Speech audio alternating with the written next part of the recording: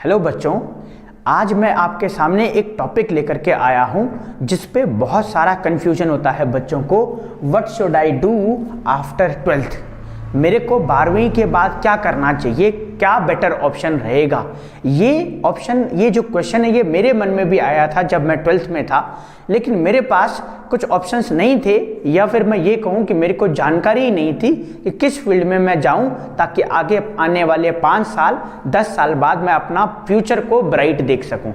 या फिर बहुत बड़ी जगहों पे आप लोगों ने देखा होगा, कभी बड़ी बड़ी यूनिवर्सिटीज़ में आप जानते हैं, तो जब आप जाते होंगे या कहीं बड़े लोगों से आप विजिट करते होंगे तो वो एक सवाल ज़रूर पूछते हैं कि आप आगे आने वाले 5 सालों में अपने आप को कहाँ देखते हैं।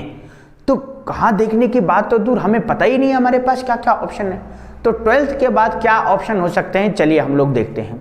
तो 12th के बाद एक ऑप्शन तो हो सकता है कि हम लोग BSc के लिए जाएं, है ना, बैचलर ऑफ साइंस के लिए जाएं, और BSc के लिए जाएंगे तो फिर उसके बाद हमें MSc भी करनी पड़ेगी, या फिर ग्रेजुएशन के दौरान ही हम लोग आगे भी और कई कोर्सेज के लिए या और किसी एग्ज़ाम के लिए जा सकते हैं।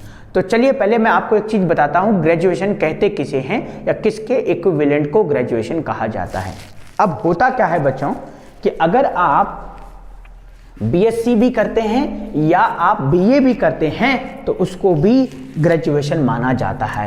मतलब मान लीजिए आपने 12th किया, उसके बाद आपने मान लीजिए BSc करी, या हो सकता है आपने BA किया, या हो सकता है आपने BBA किया, या हो सकता है आपने BTech किया। ये सारी जो होती हैं ये बैचलर डिग्रीज होती हैं। अब इनके बाद आपको मास्टर डिग्री के लिए जाना पड़ेगा। मास्टर डिग्री जनरली 2 इयर्स की हमारे पास होती हैं। उसके बाद हो सकता है कि जब इन 5 साल, 3 साल यहाँ और 2 साल यहाँ, इनके अलग अलग ईयर वेरी करते हैं, तो ये BSc करने के बाद, ग्रेजुएशन करने के बाद आपको ज़रूरत पड़ती है PG की, पोस्ट ग्रेजुएशन की। और जब आप पोस्ट ग्रेजुएशन करते हैं तब तक आपको हो जाते हैं 5 साल 12th के बाद। तो 12th के बाद जब 5 साल हो जाते हैं तो 5 साल बहुत ज़्यादा होते हैं और हमारा थिंकिंग लेवल भी उस टाइम पे बढ़ता है। तो हमें पता चल जाता है कि अब हमें कहाँ जाना है। या फिर अगर आपको ये पता है कि मुझे MSc कर लिया है मैंने, तो आपको ये भी पता चल जाता है कि अब आगे मुझे इसी से रिलेवेंट आगे बढ़ना है। लेकिन मैं ये बात कर रहा हूँ कि बेटर चॉइस क्या है। अगर आप 12th में हैं, ठीक है, आप ये कर रहे होंगे या इसके बाद आपको PG करना है, वो ठीक है, लेकिन जो बच्चे अभी 12th में होंगे, अगर उनको देखना हो तो बेटर ऑप्शन क्या है, तो मेरा ये मानना है कि आप इन कोर्सेज के लिए ना जाएं, आप डायरेक्ट ऐसे कोर्सेज के लिए जाएं जहां पे आपको डायरेक्ट जॉब मिले और आप अपने फ्यूचर को सिक्योर कर सको।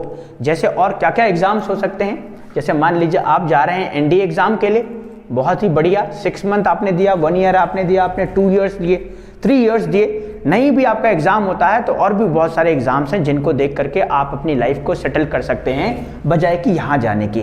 ऐसा नहीं है कि ये बिल्कुल ख़राब है, बिल्कुल ठीक है, लेकिन मैं ये बोल रहा हूँ कि इतने साल में जब तक आपने 3 इयर्स करना है तब तक यहाँ आप अपनी लाइफ को सेटल कर लेंगे। एक दूसरा ऑप्शन आता है, NDA के बाद आप SSC के लिए जा सकते हैं। SSC में 2 तरह के लेवल होते हैं, एक तो CHSL होता है और एक CGL होता है। तो CHSL 12th लेवल के एग्ज़ाम या बच्चों को फोकस होता है और CGL ग्रेजुएशन लेवल के बच्चों को। तो अगर आपने 12th में कर लिया है तो 12th में आप CHSL को भर सकते हैं, और अगर आपके 12th के अटेम्प्ट खत्म हो गए तो आप CGL के लिए जा सकते हैं। और क्या ऑप्शन हो सकते हैं, इसके बाद आप NDA जो बच्चे कर रहे हैं और मान लीजिए किसी वजह से उनका NDA नहीं हो पाया, उनके पास ऑप्शंस खत्म हो गए, तो वो SSC और CDS के लिए जा सकते हैं। तो जो पढ़ाई आपने NDA में करी थी वही पढ़ाई आपकी यहाँ पे भी काम आ जाएगी। कई बच्चे सोचते हैं कि हमारा साल खराब हो जाएगा अगर हम लोग तैयारी करते रहेंगे, तो मेरा ये मानना है कि आप क्या करिए, ग्रेजुएशन को आप ओपन यूनिवर्सिटी से डाल सकते हैं और ऐसे सब्जेक्ट रखिए कि जिसकी आप तैयारी कर रहे हों उससे रिलेवेंट हों, ताकि आपको उन सब्जेक्टों को लिए एक्स्ट्रा ना पढ़ना पड़े। जैसे कि आप NDA की तैयारी कर रहे हैं तो NDA में GS आता है जिसमें पॉलिटी, हिस्ट्री और इकोनॉमिक्स और ज्योग्राफी पढ़ाई जाती है। तो साइड में आप 12th के बाद ग्रेजुएशन में वही सब्जेक्ट रखें, BA में वही सब्जेक्ट रखें, ताकि आपको एक्स्ट्रा ना पढ़ना पड़े।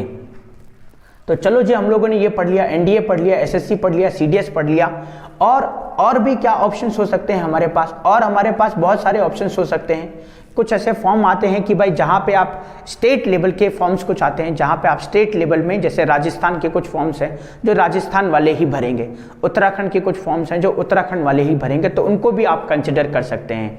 डिपेंड करता है कि आपकी चॉइस पे वो क्या। अदरवाइज मैं ये नहीं कह रहा हूँ कि भाई ये गलत है, बिल्कुल आप यहाँ के लिए भी जा सकते हैं, लेकिन अगर हमें चूज करना हो तो आप बेटर ऑप्शंस के लिए जाएं। इनसे और भी कुछ कोर्सेज इनसे ज़्यादा रिलेटेड हैं या इनसे आगे भी मैं आपको बताऊंगा, अब उसका वीडियो मैं पार्ट 2 में लेकर के आऊँगा। अभी आज के लिए पार्ट 1 में आपके लिए इतना ही रखते हैं। हम मिलते हैं नेक्स्ट पार्ट में कि इसके अलावा हमारे पास क्या क्या ऑप्शंस और हैं। Thank you so much.